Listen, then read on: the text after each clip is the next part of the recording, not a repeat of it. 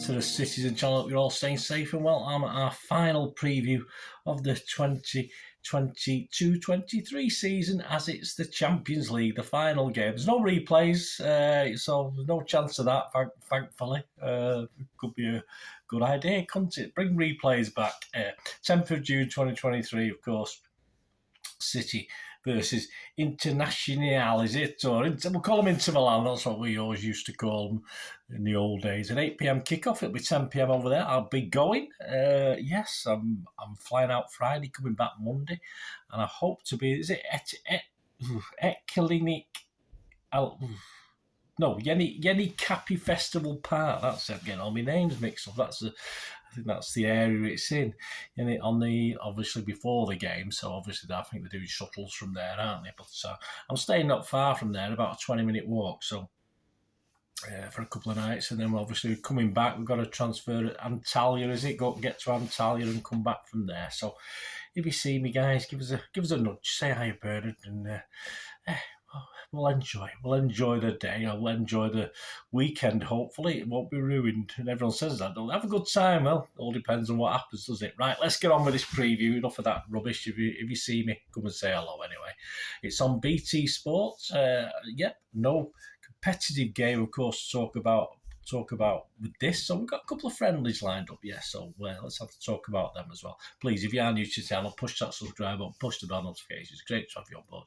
Everything City, past, present and forever, of course, and reviews and previews and information and history vlogs, lots of different things. And if you are pushing buttons, you can just press that little like button. I'm trying to get 20 likes if you're doing all right at the moment. So, up to near 30, but get me to 20 at least. I'm not going to be greedy.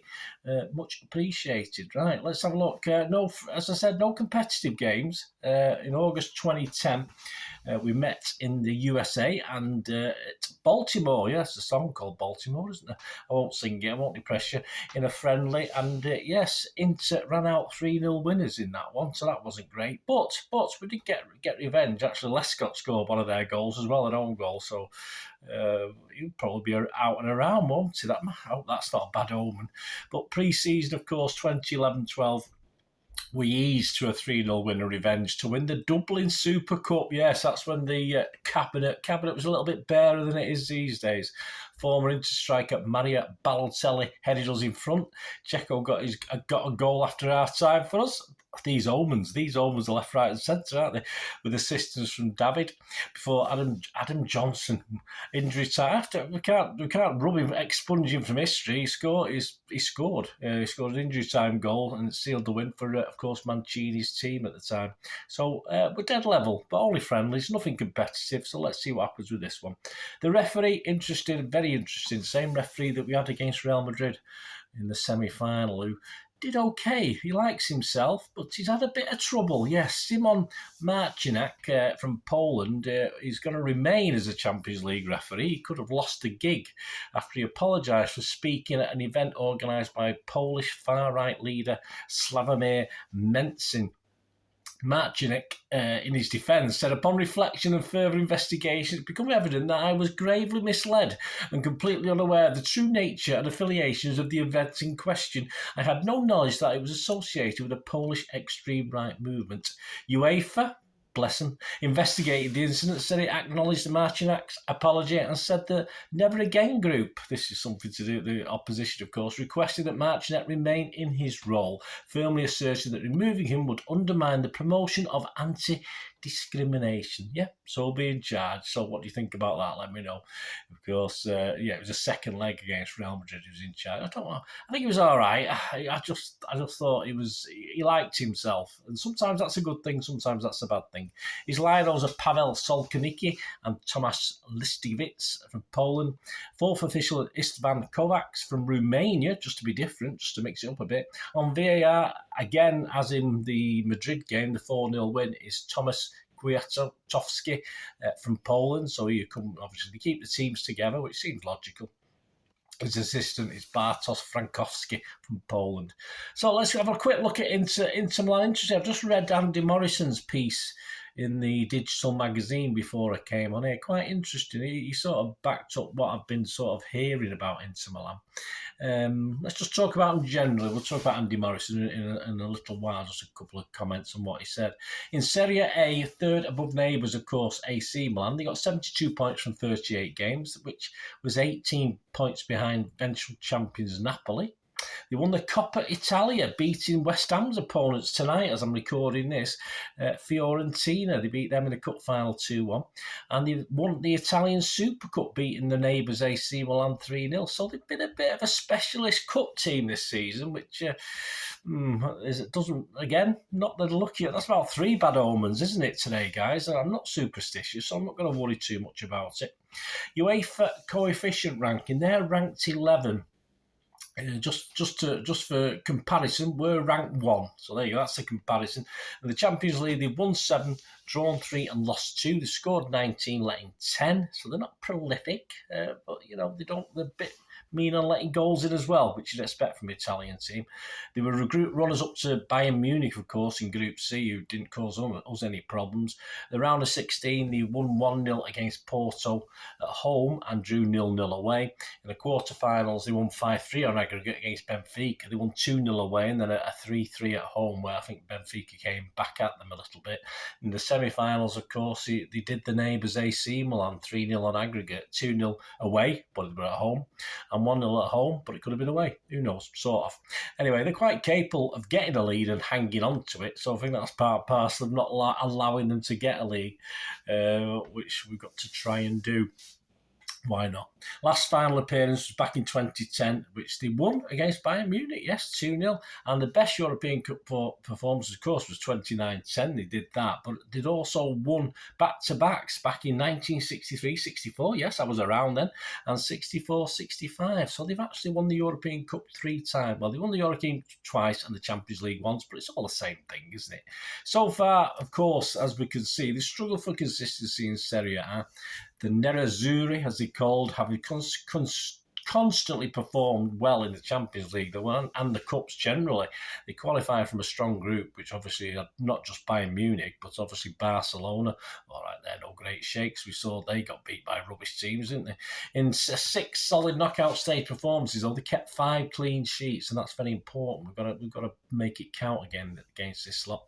They have a 3-5-2 system normally. Wing-backs Denzel Dumfries and Federico Di Marco are required to run up and down the entire flank, so they're very, very busy lads. One of the 3 midfielders is a deep-lying playmaker.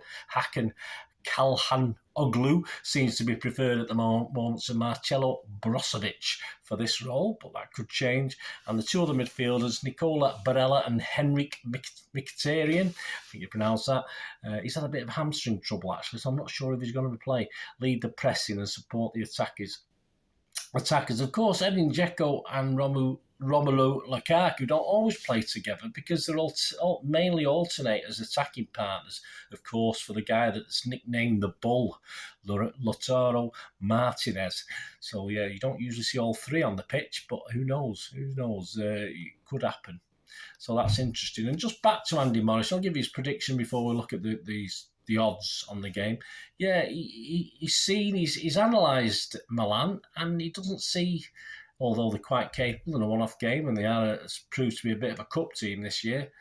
He's not seen anyone outstanding to worry us. He plays the team, do very, very well, but he's quite confident tactically that there's no real danger men as such. It's just a unit. So that's what he's thinking about that. I'll give you a score prediction in a minute, which is he's very brave for Andy. He's usually quite laid back, Andy Morrison, on score prediction. I'll give you that in a minute. Anyway, what about City? Let's work out what 11 we're going to play. Of course, in goal, Ederson's back. Of course, we're going to have a back 4, which could switch to a back 3, which could probably switch to a back 2 at some stages. But those 4 positions, you've possibly got 5 players coming into the equation. You've got Walker, Akanji, Diaz, Stones and Ake. Possibly, before I heard of Walker's back problems, we may not particularly need Walker's pace as much for this one. But so on that basis, he may miss out. Of course, you got Akanji, Diaz, Stones and Ake then along the back. But with this back problem, of course, Aki didn't play against United. He did feature, of course, late on. But if Aki's not fully fit, then I fully expect Walker to play if Aki's not 110%. You can't be 10%, can you? At least not 100% fit. So it'd be interesting. And Walker, don't forget, played in the 2 games against Real Madrid, although Aki had been kept out of Champions League games more or less up to then. So, and he did very, very well. So it could just sneak in if he's fit and say Aki's not 100%. If they're both 100%, I think Aki might get it. Of course, I don't think Lewis or Laporte will feature in this one. Rodri is set in stone. Then again, wasn't Fernandinho, but probably not. But he was, but he wasn't. Rodri is definitely set in stone.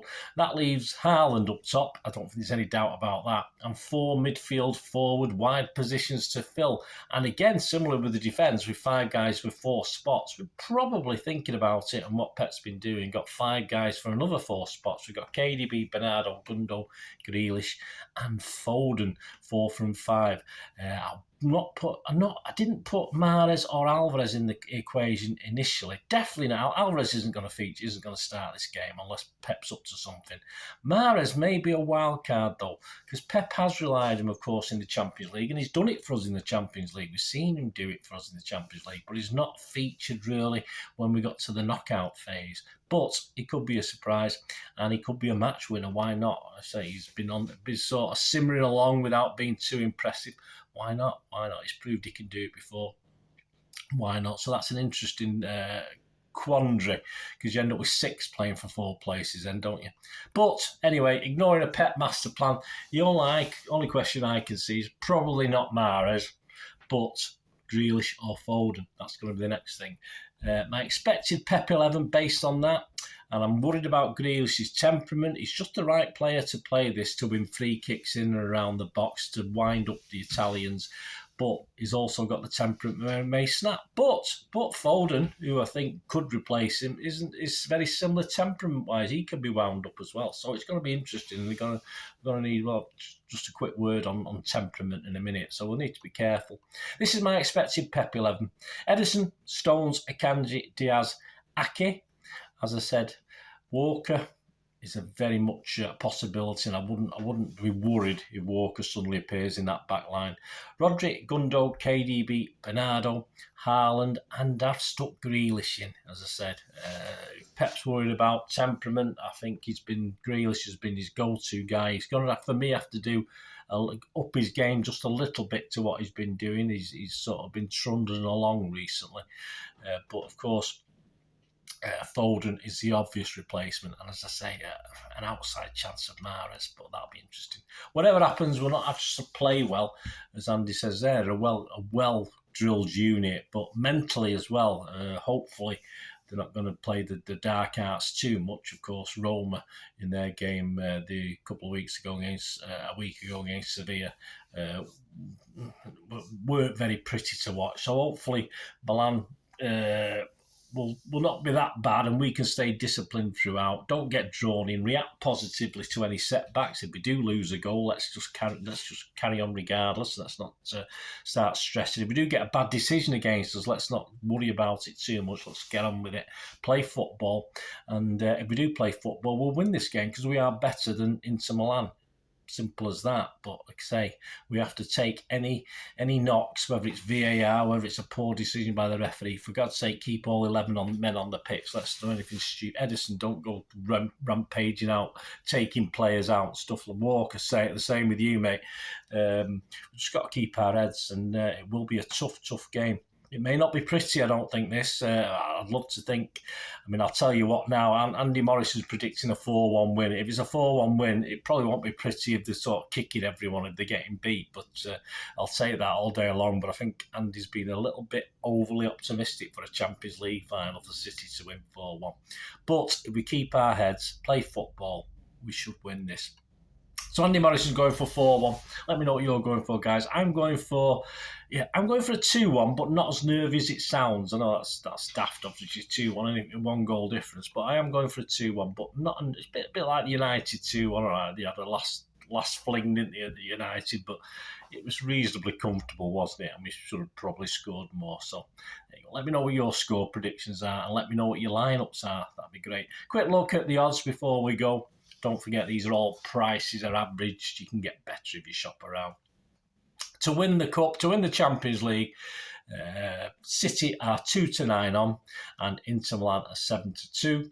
The match odds themselves, 90 minutes, City are 4-9 on, so not as long odds, of course. A draw is 7-2, and Inter Milan are 6-1. First goal scorers, Haaland's 12-5, KDB's 8, Gundogan, yeah, why not? Another couple from him will do. He's 9-1. Martinez is 9-1 for them, and Dzeko and Lukaku are both 11-1. Anytime goal scorers, KDB 3-1, Martinez 10-3. Correct score, I think it's going to be tight. I'm sure it's not going to be another 3-3 miracle in Istanbul rubbish, is it? But 1-0 for City, 13-2. 1-0 to them, 18-1. 2-1 to us, which I think is 13-2. 2-1 to them is 20s. And a 4-1, as Andy Morrison predicts, is 20-1. If it's going to be a draw in 90 minutes, 1-1 is 8 and 2-2 is 18. Half-time, full-time. A draw and a draw is 11-2. A draw and a City win is 10-3. A draw and a Milan win, Inter Milan win is 12-1. Milan, Inter is 11-1. And City is 6-5. City to win in extra time. Yeah, I mean, most games very rarely get won in extra time unless it's the Champions League semi-final against Real Madrid. There's not as many won in extra time as you'd think, is there? Doesn't seem to be anyway. I don't know what the stats are on it. But 8-1 for City to win in extra time. 30-1 for Inter to win in extra time. After penalties, City are 14-1 and Inter are 16-1. Do we really want penalties? Probably not. Goals over 2.5, as I'm thinking is 8-11 on. But you fancy Andy Morrison's 4-1. Let's hope so. You can get 9-2 on that. Both teams to score, we're saying yes, aren't we? So you can get 10-11. That's both for me, excuse me. That's 10-11, both for me and Andy Morrison. And no is 4-5 on. A winning margin, City 1-goal winning margin, like I think, is 11-4. And Andy Morrison 3-goal winning margin, please, is 11-2. And Inter 1-goal winning margin, 17-2. To score first, yeah, you get 5-2 on Inter Milan and 2-5 on City. So there you go. They're just some of the prices. Let me know what you fancy. I'll be back, of course. I won't be flying back till Monday. Hopefully there's a treble parade, which I'll probably miss because I'll be too shattered to go to it. But if we don't win it, there won't be a parade. Hey, that's life, isn't it? I'm not going to go into that now of the yeses or nos or what I think. Basically, I quite agree with what they're doing. And there are reasons for and against, but I totally agree with it. If we don't win it, don't do it. That's my opinion. But yes, I can understand the argument for doing one. We've achieved a double, which is a wonderful achievement in itself. But anyway. As I say, I'll probably be too knackered to go to that anyway if we do win the treble. So I will be putting, of course, the player ratings and the talking point show, a little bit of a combined one. I won't be doing separate ones this time. I'll be doing a summary one, hopefully, for a momentous night, and hopefully it won't be sort of glossing over a disappointing night. So I'd imagine that, as I say, if I can get out Monday, I will. More likely Tuesday, but stay with me. Lots to come over the mid-season break, of course, close season break. Lots of look back at this season, lots of look back at seasons in history and quizzes, lots of quizzes to come on the season just gone as well. So I'll stick the stuff out there. You keep supporting me. It'd be much appreciated. As I said, if you're going over, love it, enjoy yourself, look after each other. That's what we've got to do. Look, I say, I don't get too many away European games. Just look after each other. If you're staying here, wherever you watch it, enjoy it, please, and shout as loud as we're going to shout over there. That would be fantastic. So I only have one thing to say, don't I? Let's hope Mr. Morrison is spot on with his score prediction, and mine's a little bit tentative. So let's hope so. Until we meet again, hopefully with smiles on our faces. I only ask one thing, don't I? Please stay safe, Blues, whether you're at home or abroad. It'd be great to see you. Just come up and say hello. Until the next time, come on, City. Bye for now.